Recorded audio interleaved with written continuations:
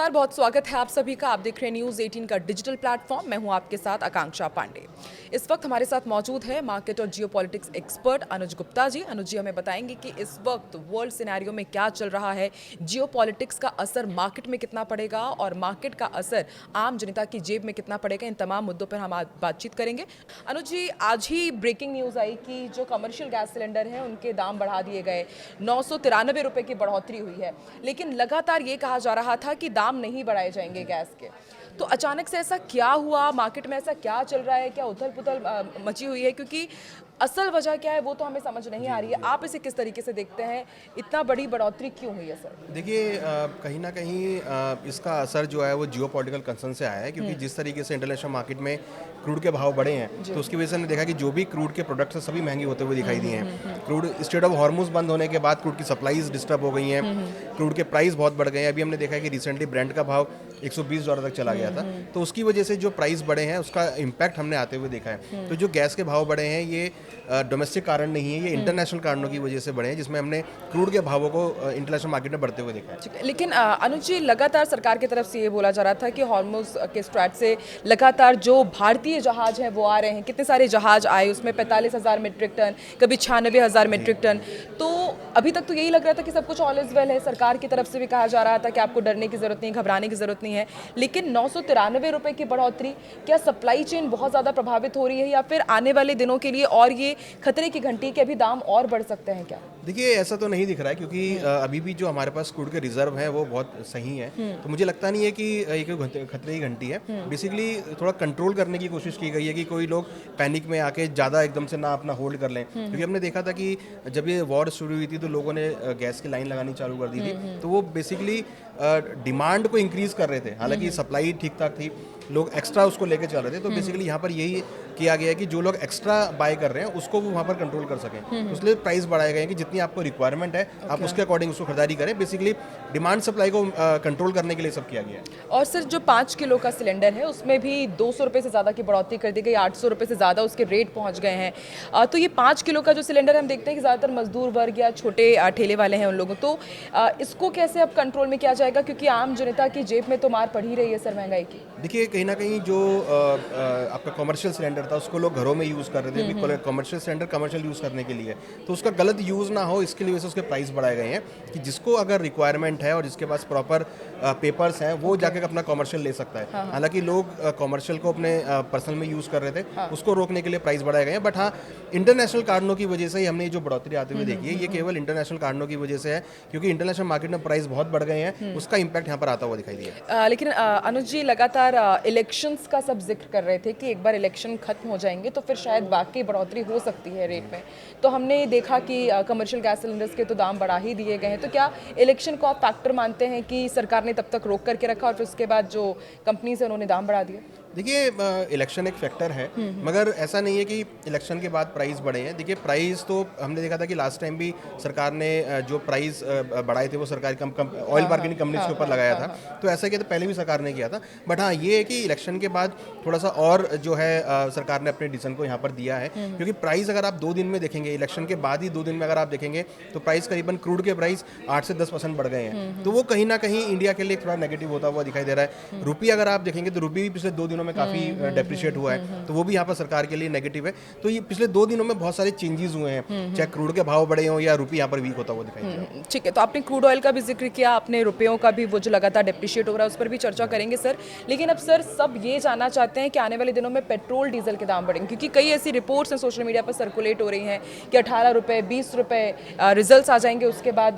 क्या आपको लग रहा है जो क्रूड ऑयल के दाम बढ़ रहे हैं, इंटरनेशनल पॉलिटिक्स अभी जो सब कुछ हो रहा है, तो उसका असर पेट्रोल और डीजल के दामों में भी दिख सकता है क्या? देखिए बिल्कुल दिख सकता है, क्योंकि जो जितना क्रूड हम ले रहे हैं और जिस रेट में हम पहले ले रहे थे, अगर आप देखेंगे पिछले 4 महीनों में क्रूड के भाव करीबन 81% बढ़े हैं। तो 81% बढ़े हैं तो कहीं ना कहीं सरकार के ऊपर भी इसका बोझ आता हुआ दिख रहा है। अल्टीमेटली इसका इंपैक्ट भारत की इकोनॉमी पर आता हुआ दिखाई देगा। तो मुझे लगता है कि सरकार को इसको पास ऑन करना चाहिए। और क्रूड के भाव यहाँ पर हमें लगता है कि अब हो सकता है कि आने वाले दिनों में आपको क्रूड के भाव बढ़ते हुए नजर आए, क्योंकि सरकार को ये क्रूड महंगा पड़ रहा है, तो अल्टीमेटली जो जिसको यूज़ करना है वो उस क्रूड को यहाँ पर यूज़ करेगा। तो तो ये लगता है हमको कि क्रूड के भाव आगे बढ़ सकते हैं। हालांकि चांसेस कम है क्योंकि एम्पल सप्लाई है हमारे पास, सप्लाई का कोई प्रॉब्लम नहीं है। हमारे पास जो शिपमेंट्स हैं वो थोड़े स्लो आ रहे हैं, बट आ रहे हैं शिपमेंट्स।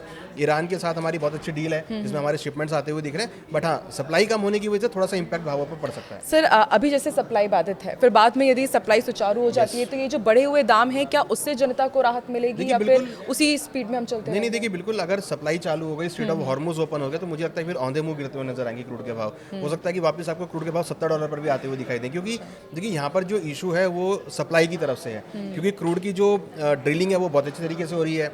यूएस के अंदर बहुत अच्छे स्टॉक्स हैं, यूएस की इन्वेंट्री बहुत हाई है, केवल जो सप्लाई है वो नहीं हो पा रही है। जैसे सप्लाई चालू हो जाएगी तो क्रूड के भाव वापस नीचे आते हुए दिखाई देंगे। ठीक है। और सर अभी जो पूरे वर्ल्ड में चल रहा है, अमेरिका और ईरान के बीच अभी भी तनातनी जारी है। हॉर्मुज स्ट्रेट में जितने भी जहाज निकल रहे हैं, अमेरिका ने नाकेबंदी लगा दी है। तो अब आपको आगे क्या लग रहा है ईरान और अमेरिका के बीच में, मतलब क्रूड ऑयल हॉर्मुज को लेकर के, क्योंकि सबसे ज़्यादा उसका ही असर पूरे इंटरनेशनल में हम देख रहे हैं कि सबसे ज़्यादा इफेक्ट वही हो रहा है। तो आपको लगता है कि आने वाले दिनों में कुछ राहत मिलेगी या अभी इसी तरह का टेंशन रहेगा और उसका खामियाजा इस तरह से हमें भुगतना पड़ेगा? देखिए जो यूएस और ईरान के बीच वॉर चल रहा है, इसका इम्पैक्ट यूएस भी भुगत रहा है, क्योंकि यूएस में इन्फ्लेशन बहुत बढ़ गया। अभी हमने रिसेंटली यूएस की सेंट्रल बैंक्स की मीटिंग होती हुई देखी है, उसमें उन्होंने क्लियर बोला है कि यूएस के अंदर जो इन्फ्लेशन है वो बढ़ता हुआ दिखाई दे रहा है, और जो उनका टारगेट था 2% इन्फ्लेशन का, वो उसको पार कर पाना बड़ा मुश्किल है। तो मुझे लगता है कि अभी यूएस और ईरान दोनों को ही इस पर सोचना चाहिए कि जल्दी से जल्दी कोई इसका मिड वे निकाला जाए, क्योंकि हमने इसका इम्पैक्ट हर एक इकोनॉमी पे आते हुए देखा है, चाहे वो यूएस हो, चाहे मिडल ईस्ट हो, चाहे चाइना हो, चाहे इंडिया हो। तो यहाँ पर हमें लगता है कि कोई ना कोई डिसीजन यहाँ पर आता हुआ दिखाई देगा। हालांकि ईरान ने अपनी शर्तें बनाकर भेजी हैं यूएस को कि वो न्यूक्लियर के ऊपर डिस्कशन ना करे, बट यूएस ने उसको खारिज कर दिया है, और 2-3 राउंड्स की मीटिंग भी उनकी हो चुकी हैं जो फ्रूटफुल नहीं रही। तो मुझे लगता है कि कहीं ना कहीं अब इनको एक ऐसे डिसीजन पर आना पड़ेगा जहाँ पर दोनों सहमत हों, जिससे कि क्रूड के भाव कंट्रोल होते हुए दिखाई दे, क्योंकि यूएस भी नहीं चाहता कि इन्फ्लेशन बढ़े, और इन्फ्लेशन अगर बढ़ेगा तो यूएस के लिए भी खतरनाक है। ठीक है। और हम कई रिपोर्ट्स में सर पढ़ भी रहे हैं कि अमेरिका के अंदर खुद बहुत महंगाई बढ़ रही है, वो खुद बहुत आर्थिक कमजोरी से जूझ रहा है, मुसीबतें काफ़ी सारी है। सर अब थोड़ी मार्केट के ऊपर चर्चा करते हैं, क्योंकि लगातार हम देख रहे हैं कि बीच में मार्केट थोड़ा सा संभला था, और मुझे लगता है कि 1.5 साल पहले करीब से जो मार्केट गिरना शुरू हुआ है वो लगातार गिरता गया, बीच में थोड़ा सा उठा और अब फिर 23,000 तक के लेवल तक वो जा पहुंचा है। तो अभी आपको क्या सिनेरियो लग रहा है कि क्या मार्केट अभी थोड़ा बहुत और उठेगा, या फिर जिस तरीके से अभी वर्ल्ड में आप सिनेरियो देख रहे हैं और अभी 22,000 तक अभी लो लेवल ही टच कर सकता है क्या? देखिए मार्केट्स में अगर आप देखेंगे तो थोड़ा अनसर्टेनिटी का माहौल है, क्योंकि हमने 26,000 तक मार्केट देखा था, फिर वहाँ से भाव नीचे करेक्ट होते हुए दिखाई दिए, तो कहीं ना कहीं अनसर्टेनिटी का माहौल तो है। और रुपये यहाँ पर वीक हुआ है, क्रूड के भाव बढ़े हैं, गैस के प्राइस बढ़े, तो वो इन्फ्लेशन को अट्रैक्ट करेंगे। तो मुझे लगता है कि थोड़ा सा अभी मार्केट का अगर आप व्यू देखेंगे तो बहुत ऑप्टिमिस्टिक नहीं है। मार्केट में लगता है कि कहीं ना कहीं यहाँ पर आपको रुकता हुआ नजर आएगा। हालांकि कंपनीज के रिजल्ट जो आ रहे हैं वो थोड़े से सपोर्टिव है फैक्टर मार्केट के लिए, बट उतने ज़्यादा अग्रेसिव नहीं दिख रहे हैं। तो मुझे लगता है कि मार्केट यहाँ पर थोड़ा ब्रेक लगता हुआ नजर आएगा। ज़्यादा तेजी है, ज़्यादा मंदी मैं एक्सपेक्ट नहीं कर रहा हूँ यहाँ पे।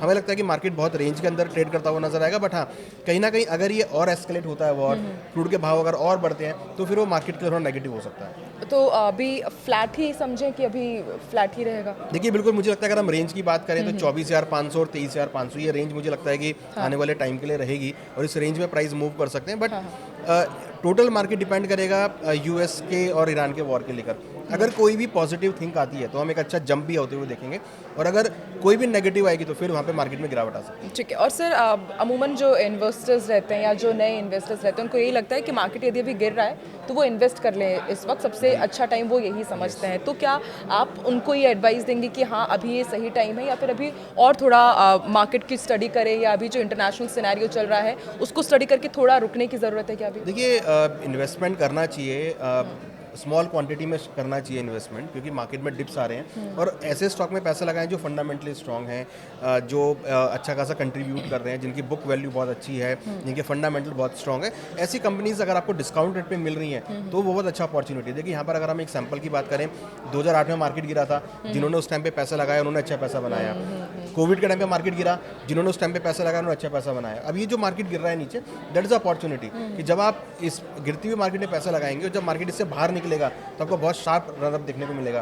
अगर आप खाली अप्रैल की बात करेंगे तो अप्रैल से लेकर करीबन 15 से 20% मार्केट में जंप आया है, और इवन काफ़ी अच्छे स्टॉक्स में जंप आता हुआ दिखाई दिया है। तो इसलिए हमको जो भी डिप्स आ रही है उसका बेनिफिट उठाना चाहिए और अपने पोर्टफोलियो में एक्यूमुलेट करना चाहिए। तो सर किस तरह की कंपनीज में हम इन्वेस्ट कर सकते हैं? आप लगातार स्टडी कर ही रहे हैं और आपने बताया कि काफ़ी अच्छा जंप जंप भी देखा गया है, तो कौन सी कंपनीज है जो बहुत बेहतर प्रदर्शन कर रही हैं, किस सेक्टर में मतलब इन्वेस्टर्स इन्वेस्ट कर सकते हैं? देखिए, एक तो एआई बेस्ड स्टॉक्स काफ़ी चल रहे हैं, क्योंकि टेक्नोलॉजी का ज़माना है। हमने वॉर में देखा टेक्नोलॉजी यूज़ होती हुई दिखाई दी है, तो एआई बेस्ड स्टॉक में लगा सकते हैं। उसके साथ साथ अगर हम देखें तो डिफेंस सेक्टर में पैसा लगा सकते हैं, क्योंकि हर एक इकोनॉमी ऑफ डिफेंस को स्ट्रॉन्ग करने में लगी हुई है। तो मुझे लगता है कि डिफेंस सेक्टर के अंदर अगर पैसा लगाते हैं तो उनको अच्छे रिटर्न आने वाले दिनों में मिल सकते हैं। उसके साथ साथ अगर हम बात करें तो मेटल स्टॉक में पैसा लगाया जा सकता है। देन बैंकिंग स्टॉक में पैसा लगा के चल सकते हैं, क्योंकि जिस तरीके से सेंट्रल बैंक्स ने अपने इंटरेस्ट रेट स्टेबल रखे हैं, तो चांसेस है कि अगर वो आगे इंटरेस्ट रेट बढ़ाते हैं तो उन पे काफ़ी अच्छा जो इन्वेस्टमेंट है वो आने वाला है। तो बैंकिंग सेक्टर में पैसा लगा सकते हैं। तो 3-4 सेक्टर हैं जिसको चूज करके पैसा लगा सकते हैं। ठीक है सर, आईटी कंपनीज की भी मैं ज़रूर आईटी सेक्टर की बात करना चाहूँगी, क्योंकि लगातार हम देख रहे हैं कि सबसे ज़्यादा हालत जहाँ पर ख़राब है वो आईटी सेक्टर ही इन दिनों समझ में आ रहा है।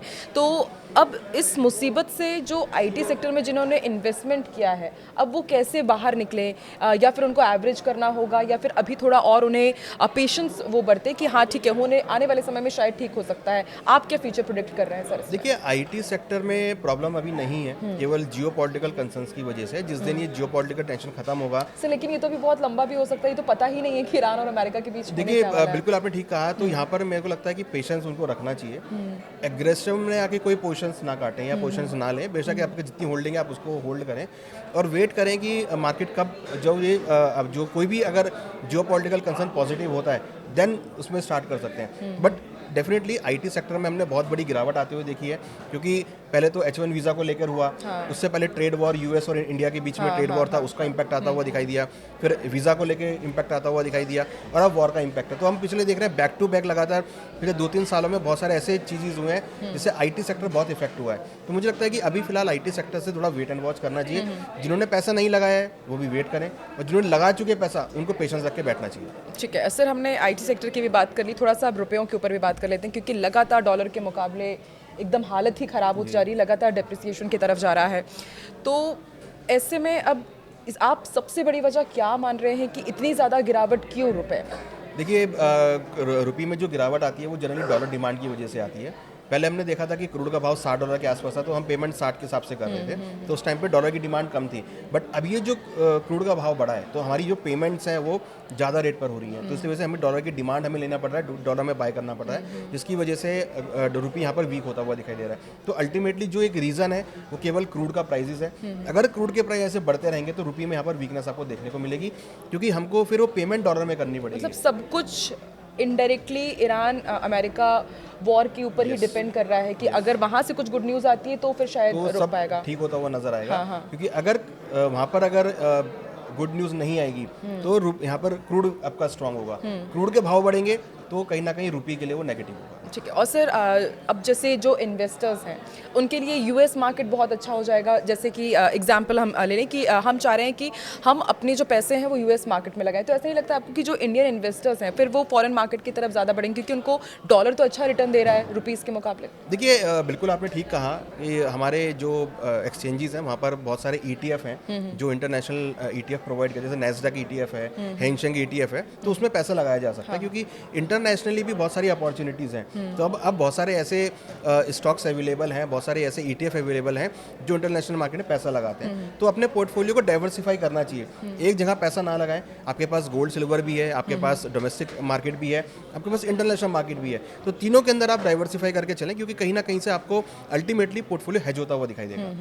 ठीक है सर, आपने गोल्ड का भी जिक्र किया, तो अभी गोल्ड और सिल्वर को लेकर के आप क्या प्रिडिक्ट कर रहे हैं कि आने वाले दिनों में क्या हो सकता है? देखिए, अभी हमने रिसेंटली देखा है सेंट्रल बैंक्स की मीटिंग हुई है, जिसमें bank of England, ECB, bank of Japan, federal reserve सभी ने मीटिंग करी है। सभी ने अपने इंटरेस्ट रेट को स्टेबल रखा है। उनका मानना है कि क्रूड की वजह से इन्फ्लेशन बढ़ सकता है और वो यहाँ पर मॉनेटरी टाइटनिंग करते हुए नजर आ रहे हैं, तो और वो इंटरेस्ट रेट फ्लैट रख रहे हैं। तो लगता है कि उसकी वजह से कहीं ना कहीं गोल्ड सिल्वर की जो डिमांड है थोड़ी सी कम हो सकती है। हमने रिसेंटली देखा भी है कि गोल्ड सिल्वर की demand as compare last year से थोड़ी कम देखने को मिली है, जिसकी वजह से लगता है कि गोल्ड सिल्वर के भाव रुकते हुए नजर आएंगे, थोड़ी बहुत गिरावट आ सकती है अगर मैं शॉर्ट टर्म की बात करूँ तो। हालांकि लॉन्ग टर्म में मेरा व्यू अभी भी पॉजिटिव है। हमें लगता है कि अगर कोई 6 महीने 1 साल के लिए पैसा लगाएगा तो उसको अच्छे रिटर्न देखने को मिलेंगे। बट फिलहाल अभी अगर हम शॉर्ट टर्म की बात करें तो थोड़ी नरमी गोल्ड सिल्वर में देखी जा सकती है। ठीक है सर, एक सवाल मैं भूल गई, क्योंकि वो भी बहुत ज़्यादा इंपॉर्टेंट हो जाता है कि जो लगातार जो रुपये डिप्रिशिएट हो रहा है, तो RBI के लिए भी बहुत बड़ा कंसर्न अब बन गया है। तो एज अ मार्केट एक्सपर्ट आप क्या सजेशन देना चाहते हैं या फिर आपको क्या लगता है कि आरबीआई को किस तरह के स्टेप्स उठाने चाहिए, क्योंकि लगातार रुपी डिप्रिशिएट हो रहा है उसको लेकर? देखिए, रुपी डेप्रिशिएट हो रहा है, ये कोई डोमेस्टिक कारणों की वजह से नहीं है, ये इंटरनेशनल कारण की वजह से है, और उसका हम इम्पैक्ट देख रहे हैं कि क्रूड के भाव बढ़े हैं, उसका इम्पैक्ट यहाँ पर आता हुआ दिखाई दे रहा है। मुझे लगता है कि आरबीआई को शायद इस बार मॉनेटरी टाइटनिंग करनी चाहिए, इंटरेस्ट को स्टेबल करना चाहिए, इंटरेस्ट रेट कट नहीं करने चाहिए, क्योंकि इन्फ्लेशन को कंट्रोल करना भी बहुत ज़रूरी है। अगर ये लंबे समय तक चला तो फिर हो सकता है कि स्लो डाउन की सिचुएशन मार्केट में आ जाएगी, तो मुझे लगता है कि उसको कंट्रोल करना चाहिए, और मॉनेटरी टाइटनिंग हो सकता है कि आरबीआई यहाँ पे करता हुआ नजर आए। ठीक है। और sir repo rate, reverse repo rate या फिर बात कर ली जाए इन्फ्लेशन जो रेट है, आपको लगता है कि जिस तरीके से वर्ल्ड सिनेरियो है, अब जो नई रिपोर्ट आएगी तो उसमें भी काफ़ी इसका असर देखने को मिलेगा, रुपी डिप्रिशिएशन का, ये सारी चीज़ें भी फैक्टर इफेक्ट करेंगी? देखिए, क्या? बिल्कुल आरबीआई की मीटिंग होगी, उसमें वो इसको डिस्कस जरूर करेंगे, क्योंकि ये उनके लिए मेन मुद्दा है। हमने जितने भी सेंट्रल बैंक्स की मीटिंग हुई है, हमने उसमें देखा कि उनके लिए मेन ऑब्जेक्टिव यही रहा है कि इन्फ्लेशन कंसर्न रहा है, और उन्होंने इन्फ्लेशन का हवाला देते हुए बोला है कि भाई आगे इंटरेस्ट रेट बढ़ भी सकते हैं। तो अगर इंटरनेशनल मार्केट में इंटरेस्ट रेट बढ़ेंगे तो डोमेस्टिक को भी इंटरेस्ट रेट बढ़ाने पड़ेंगे, क्योंकि आपको पैरेलल इकोनॉमी को रखना है। तो मुझे लगता है कि आरबीआई शायद कोई एग्रेसिव कट नहीं करेगा, इन्फ्लेशन इंटरेस्ट को या तो स्टेबल रखेगा या फिर इंक्रीज करेगा। ठीक है, तो ये तो हमने सारी बात की कि किस तरीके से वर्ल्ड सिनेरियो मार्केट को इफेक्ट कर रहा है, इंडियन रुपी क्यों डिप्रिशिएट हो रहा है। अब सर सब ये जानना चाहते हैं कि मंडे को क्या होने वाला है, क्योंकि एक उम्मीद भी है, 5 राज्यों के चुनाव के रिजल्ट्स भी आने वाले हैं, और सबसे ज़्यादा हम देखते हैं कि जब इलेक्शन के रिजल्ट्स आते हैं तो काफ़ी अप लो होता रहता है, और बंगाल में तो सबकी नज़रें टिकी हुई है। तो आप क्या प्रिडिक्ट कर रहे हैं सर कि किस तरह से ओपन होगा, क्योंकि जब पहला रुझान आ रहा होगा उसी समय मार्केट खुलने वाला होगा? देखिए, एक तो अगर आप इलेक्शंस की बात कर रहे हो, डेफिनेटली बहुत बड़ा इवेंट होता है, और इसमें एग्जिट पोल ऑलरेडी आ चुका है, तो यहाँ पर आपके सामने रुझान आने चालू हो गए हैं, बट एक्चुअल जो रुझान होंगे वो आपको मंडे को दिखाई देंगे, और उस टाइम पे आपको काफ़ी अच्छी वॉलिडिटी देखने को मिलेगी। तो मेरे हिसाब से तो एटलीस्ट जो इन्वेस्टर हैं उनको वेट करना चाहिए, एग्रेसिव में आके ट्रेडिंग कोई ना करे, इन्वेस्टमेंट ज़्यादा ना करे, वेट एंड वॉच का रिजल्ट आने दें, रिजल्ट आने के बाद मार्केट स्टेबल होगा तो इन्वेस्टमेंट करना चाहिए। हालांकि हमें लगता है कि मार्केट का जो ट्रेंड है वो काफ़ी मिक्स आपको देखने को मिलेगा, जैसे हमने डिस्कस भी किया है अभी, एक रेंज में मार्केट रहेगा, तो ज़्यादा उठापटक आपको देखने को नहीं मिलेगी, आपको मौके मिलेंगे। ऐसा नहीं है कि जो इलेक्शन के टाइम पे जो मार्केट मूव कर रहा है वो एक मौका है, इलेक्शन के रिजल्ट आने के बाद भी आपको बहुत अच्छे मौके मिलेंगे जिसमें आप इन्वेस्टमेंट कर सकते हैं। तो एग्रेसिव ना हो, रिजल्ट आने दें, मार्केट को पूरा सेटल डाउन होने दें, उसके बाद इन्वेस्टमेंट करें।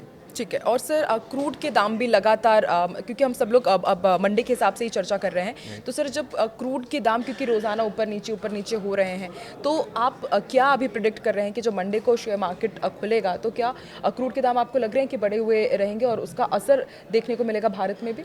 देखिए, आज तो मार्केट खुला, इंटरनेशनल मार्केट, तो वहाँ पे क्रूड के प्राइस बढ़े हुए हैं, बट अगर कोई भी स्टेटमेंट सैटरडे संडे को ट्रम्प साहब की तरफ से आता है कि भाई वो नहीं चाहते कि एस्केलेट हो, या वो कोई भी पॉजिटिव न्यूज़ देंगे तो भाव गिर सकते हैं, बट अगर सब कुछ सेम रहा तो डेफिनेटली मंडे को भी आपको प्राइस एस्केलेट होते हुए दिखाई देंगे। ठीक है। और सर जो क्रूड ऑयल से जुड़ी हुई जितनी भी कंपनीज हैं वो भी हम देख रहे हैं कि लगातार घाटे में जा रही है, या तो फिर बहुत ज़्यादा कमाया है कुछ कंपनी से। एक रिपोर्ट में पढ़ रही थी कि एक दिन में 14,000 करोड़ रुपए तक क्रूड कंपनीज ने कमाया है।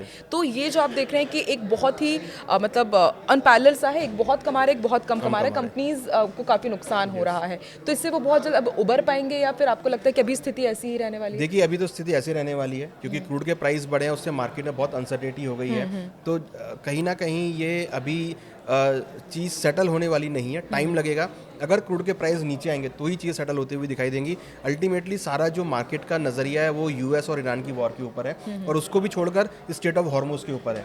देखिए, अगर स्टेट ऑफ हॉर्मुज ओपन हो जाता है उसके बाद अगर वॉर चलती भी रहे कोई फर्क नहीं पड़ता, क्योंकि हमारी सप्लाईज आती हुई दिखाई देंगी। हालांकि यहाँ पर एक पॉजिटिव पॉइंट ये है कि अभी यूएई ने ओपेक मेंबर से अलग हुआ है यूएई, और वहाँ पर वो प्रोडक्शन बढ़ाने की बात कर रहा है। तो अगर यूएई प्रोडक्शन बढ़ाता है तो उसका सारा सपोर्ट इंडिया को आता हुआ दिखाई देगा, क्योंकि उसकी जो सारी सप्लाईज हैं वो इंडिया की तरफ शिफ्ट हो जाएंगी, तो इंडिया को अगेन अच्छे रेट में क्रूड मिलना चालू हो जाएगा। तो मुझे लगता है कि अगर यूएई प्रोडक्शन बढ़ाना चालू करता है तो ये इंडिया के लिए पॉजिटिव पॉइंट होगा। ठीक है। और सर जो क्रूड ऑयल से जुड़ी हुई कंपनीज हैं उनके स्टॉक मार्केट जिन्होंने ले रखे हैं, तो उनके लिए अभी कैसा रहेगा? वो स्टैग्नेंट रहेगी चीज़ें, या फिर उसका असर उनको भी देखने पड़ेगा? देखिए क्रूड की मार्केट मुझे लगता है कि स्टैग्नेंट रहेगी, क्योंकि प्राइस बढ़े हुए हैं तो अल्टीमेटली उसका इंपैक्ट कंपनीज में भी आता हुआ दिखाई देगा। तो ऑयल मार्केटिंग कंपनीज के लिए मुझे लगता है कि मार्केट ठीक ठाक है, वहाँ पर वेट एंड वॉच करना चाहिए। ठीक है सर, एक बार फिर से मैं रुपये की तरफ मुड़ना चाहूँगी, क्योंकि हम देख रहे हैं कि इस क्राइसिस में भी बहुत से ऐसे देश हैं जिन्होंने फ़ायदा उठाया है। चीन का मैं जिक्र करना चाहूँगी, क्योंकि उन्होंने इंटरनेशनल मार्केट में अपनी करेंसी युआन में ट्रेड करना शुरू कर दिया है। तो अब आपको नहीं लगता कि बहुत पीक टाइम है कि अब सरकार को भी सोचना चाहिए, ऐसी पॉलिसीज़ बनानी चाहिए कि इंटरनेशनल मार्केट में अब रुपये का दबदबा भी बढ़ाया जाए, ताकि जब इस तरह का कुछ इंटरनेशनल क्राइसिस हो तो फिर सबसे ज़्यादा सेटबैक फिर इंडियंस को पड़ता है, क्योंकि फिर हम देखते हैं कि इंडियन रुपये कितनी तेज़ी से गिरता है। देखिए बिल्कुल करना चाहिए, मुझे लगता है कि ये मौका है कि इस टाइम पर, क्योंकि हमारे पास अपॉर्चुनिटी भी है और हर देश हमको अपना ऑयल देना चाहता है, रशिया है देना चाहता है, वेनेजुएला है हमको देना चाहता है, तो हम उनके साथ बायलेटरल ट्रेड कर सकते हैं, हम उनके साथ अपनी करेंसी में व्यापार कर सकते हैं। तो ये होना चाहिए। आई थिंक कि सरकार सोच भी रही होगी इसके बारे में, और हम देख रहे हैं कि कहीं कहीं जो बायलेटरल ट्रेड्स हैं वो यहाँ पर होने चालू हो गए हैं, क्योंकि देखिए यहाँ पर एक चीज़ और है कि हम बहुत बड़ी मात्रा में राइस एक्सपोर्ट करते हैं, हम बहुत बड़ी मात्रा में मसाले एक्सपोर्ट करते हैं, तो वो भी बिजनेस यहाँ पे थोड़ा सा डाइल्यूट होता हुआ दिख रहा है। मुझे लगता है कि सरकार को उसकी तरफ भी देखना चाहिए, और जो हम ट्रेड कर रहे हैं अगर हम उसको इंडियन करेंसी में करते हैं तो फिर डॉलर की डिमांड कम हो जाएगी, तो इंडियन रुपी स्ट्रांग होता हुआ दिखाई देगा। ठीक है सर, और इंडियन रुपये की यदि बात कीजिए तो आपको लग रहा है कि अभी और डिप्रिशिएट होगा क्या ये? देखिए टोटली कहाँ तक डिपेंड जा कर सकता रहा है? और अभी देखिए 95 के आसपास तो चल ही रहा है, हमें लगता है कि 97 के आसपास तक रुपया आ सकता है, क्योंकि क्रूड के भाव बढ़े हैं। तो जब तक क्रूड के भाव बढ़ते रहेंगे तब तक और डॉलर डिमांड की वजह से रुपी यहाँ पर वीक होता रहेगा। हमें रुपी को स्ट्रॉन्ग करने के लिए डॉलर के ऊपर डिपेंडेंसी कम करनी पड़ेगी, जैसे चाइना ने किया है। तो हमको अपनी होम करेंसी में बिजनेस करना चाहिए, हमको होम करेंसी के अंदर अपने व्यापार करने चाहिए, जिससे कि हमारी होम करेंसी की डिमांड इंक्रीज हो। ठीक है, और सर क्रूड ऑयल का जो रेट लगातार बढ़ रहा है हम देख रहे हैं, उसका असर हमने देखा कि कमर्शियल गैस सिलेंडर्स के दाम बढ़ गए। आपको लगता है कि और जो दूसरी चीज़ें भी हैं, अब कमर्शियल गैस सिलेंडर्स के दाम बढ़े हैं, तो क्या महंगाई का असर दूसरे सेक्टर्स में भी देखने को मिलेगा? देखिए बिल्कुल, क्रूड से रिलेटेड जो भी प्रोडक्ट हैं, पेट्रोकेमिकल के जितने भी प्रोडक्ट्स हैं, जो भी उससे एक्सट्रैक्ट होते हैं, उन सब की जो है मार्केट में इम्पैक्ट आता हुआ दिखाई देगा। इवन अगर आप देखेंगे प्लास्टिक के भाव बहुत बढ़ गए हैं, पानी की बोतल के भाव बहुत बढ़ गए हैं, तो ये सब चीज़ें जो भी आइटम पेट्रोल से, कच्चे तेल से बनती हैं, सबको उसका इम्पैक्ट आता हुआ दिखाई देगा। हमने देखा कुछ इंडस्ट्रीज़ हैं जो गैस यूज़ करती थी, उनकी इंडस्ट्री थोड़ी ठप होती हुई नजर आई है। ये खाली इंडिया में नहीं है, ये पूरे ग्लोबल में चल रहा है। ऐसा नहीं खाली इंडिया पे इम्पैक्ट है, पूरे ग्लोबल में। यूएस के अंदर भी महंगाई देखने को मिल रही है, यूएस के अंदर भी बहुत सारी इंडस्ट्री बंद हुई हैं, तो ये एक ग्लोबल जो है इवेंट चल रहा है। तो मुझे लगता है कि अगर क्रूड के भाव सेटल होंगे तो फिर ही इनमें फ्लरिश आता हुआ दिखाई देंगे। ठीक है, और सर आप मंडे में क्या एक्सपेक्ट और कर रहे हैं? अगर इलेक्शन को हटा दिया जाए, इलेक्शन से उतना अगर इफेक्ट नहीं होता है मार्केट, तो फिर आपको क्या लगता है, कुछ गुड न्यूज़ मिल सकती है, या फिर अभी जिस तरीके सब कुछ डिपेंड करता है अमेरिका ईरान के ऊपर? देखिए जनरली हम वीकेंड पे कोई स्टेटमेंट तो सुनते ही हैं ट्रम्प साहब की तरफ से। हो सकता है कि कोई स्टेटमेंट आ जाए, क्योंकि अब वो भी चाहते हैं कि जल्दी से ये मैटर सॉल्व हो। हालांकि उन्होंने ईरान की बात को नकार दिया है, न्यूक्लियर पावर वाली बात को, बट लग रहा है कि कहीं ना कहीं उनके बीच बातचीत चल रही है। दोनों अभी रशिया में भी उन्होंने बात करी है, पुतिन से बात करी है, और साथ में उन्होंने काफ़ी डिस्कशन करे हैं कि भाई किससे सॉल्व किया जाए। तो लगता है कि अब रशिया की मध्यस्थता होगी तो हो सकता है कि कुछ ना कुछ आपको फ्रूटफुल इवेंट्स या फ्रूटफुल जो गुड न्यूज़ हैं वो आपको वीकेंड पे आती हुई दिखाई देंगी। ठीक है सर, गुड न्यूज़ की बात कर रहे हैं, लेकिन एक शक आशंका ये भी कि पेट्रोल डीजल के दाम बढ़ सकते हैं क्या, क्योंकि कमर्शियल गैस सिलेंडर्स के दाम बढ़े ही हैं। तो क्या लगता है आपको कि कहाँ, यदि दाम बढ़ते हैं तो कहाँ तक बढ़ेंगे? क्या इसको लेकर के कुछ आकलन है आपका? देखिए बड़ा मुश्किल है कहना कि कहाँ तक बढ़ेंगे, बट ये है कि क्योंकि इतनी बड़ी बढ़ोतरी 993 रुपए की कमर्शियल गैस सिलेंडर में हो जाएगी, तो किसी ने भी नहीं सोचा था। देखिए बिल्कुल ये कहना बहुत मुश्किल है कितना प्राइस बढ़ेगा, मगर हाँ इंटरनेशनली प्राइस के अकॉर्डिंग अगर देखें तो मुझे लगता है कि 110 115 तक हो सकता है कि प्राइस इतने बढ़ जाएं, क्योंकि प्राइस बढ़े हैं और वो हो सकता है कि सरकार यहाँ पर पास ऑन करती हुई दिखाई दे, तो पॉसिबल है कि 110 115 तक भाव पहुँच सकते हैं। ठीक, और सर पेट्रोल डीजल की कंपनीज में फिर इन्वेस्ट करने के लिए क्या अभी ये ठीक टाइम रहेगा, क्योंकि दाम बढ़ने वाले हैं, तो क्या मार्केट इससे भी इफेक्ट होगा? देखिए दाम बढ़ने वाले हैं, उससे उतना इम्पैक्ट नहीं पड़ेगा, क्योंकि देखिए अगर प्राइस बढ़ेंगे तो उसकी डिमांड भी कम होती हुई दिखाई देगी। हम देख रहे हैं बहुत सारी चीज़ें ईवीज़ के ऊपर शिफ्ट हो गई हैं, हम इथेनॉल की बात भी कर रहे हैं, इथेनॉल ब्रांडिंग भी का बात कर रहे हैं, तो डिमांड पर उतना इम्पैक्ट नहीं पड़ेगा। अगर प्राइस बढ़ भी गए तो फिर लोग पब्लिक ट्रांसपोर्ट यूज़ करेंगे, फिर लोग कार को क्लैप करके चलाएंगे, तो मुझे लगता है कि उससे ज़्यादा इम्पैक्ट नहीं पड़ेगा डिमांड पे। बट हाँ, ये है कि प्राइस अगर बढ़ते हैं तो वो कहीं ना कहीं इकोनॉमी के लिए थोड़ा सा नेगेटिव होता हुआ दिखाई देगा। ठीक है, तो सर बहुत बहुत शुक्रिया हमारे साथ जुड़ने के लिए। किस तरीके से जियोपॉलिटिक्स मार्केट को इफेक्ट कर रहा है, आने वाले दिनों में पेट्रोल डीजल के दाम बढ़ेंगे क्या, और जिस तरह से 5 राज्यों में विधानसभा चुनाव के रिजल्ट्स आने वाले हैं उसका असर मार्केट में क्या होगा, ये हमें अनुज जी ने बताया। बहुत बहुत शुक्रिया अनुज जी एक बार फिर से हमारे साथ जुड़ने के लिए। तो उम्मीद करते हैं कि मार्केट और जियोपॉलिटिक्स का यदि आपको भी इंटरेस्ट है तो ये वीडियो आपको भी ज़रूर पसंद आएगा। इसी तरह के वीडियोज़ के लिए, इस तरह के पॉडकास्ट के लिए न्यूज़ 18 को ज़रूर सब्सक्राइब करें, लाइक भी करें और बने रहिए न्यूज़ 18 के साथ।